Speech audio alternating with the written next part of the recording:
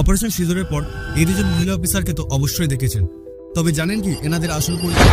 ইনি হলেন colonel Sophia Qureshi আর ইনি হলেন wing commander Wamiqa Singh. Operation সিঁদুরে ভারতীয় সেনাবাহিনী কিভাবে পাকিস্তানের জঙ্গি ঘাঁটিগুলিকে ধ্বংস করেছিল সেই ব্যাখ্যায় দিয়েছিলেন প্রেস ব্রিফিং এ এসে এনারা। কর্নেল সোফিয়া কুরেশির জন্ম গুজরাটে, বায়োকেমিস্ট্রিতে মাস্টার্স কমপ্লিট করেন। এরপর বাবা ও দাদুর মতো সেনাবাহিনীতে যোগদান করেন ইন্ডিয়ান আর্মির ক্রপস অফ সিগন্যালস রেজিমেন্টে। প্রসঙ্গত তার স্বামীও সেনাবাহিনীতেই ছিলেন। তিনি 2006 সালে কঙ্গোই রাষ্ট্রপুঞ্জের পিস কিপিং অপারেশনে যুক্ত ছিলেন। 2016 সালে 35 বছর বয়সে প্রথম মহিলা অফিসার হিসাবে ইন্টারন্যাশনাল মিলিটারি এক্সারসাইজ ফোর্স 18 সেনাবাহিনীকে নেতৃত্ব দেন। এছাড়া 2001 সালে অপারেশন পরাক্রমে তিনি গুরুত্বপূর্ণ ভূমিকা রেখেছিলেন। ইনি উইং কমান্ডার ওয়ামিকা সিং, জন্ম লখনউয়ে। ছোটবেলা থেকে এনসিসির সঙ্গে যুক্ত ছিলেন তিনি। 2004 সালে ভারতীয় বায়ুসেনাতে একজন হেলিকপ্টার পাইলট হিসাবে যোগদান করেন। আর আজ তিনি ইন্ডিয়ান এয়ারফোর্সের একজন one of the leading female officer. ওনার কাছে 2500 ঘন্টার বেশি ফ্লাইং এক্সপিরিয়েন্স আছে। তিনি 2020 সালে অরুণাচল প্রদেশের রেস্কিউ মিশন লিড করেছিলেন এবং হাজারো মানুষের প্রাণ বাঁচিয়েছিলেন। এমনই আরো ভিডিও পেতে আমাকে ফলো করুন আর কমেন্টে এই বীরাঙ্গনাদের জন্য কিছু লিখে যান।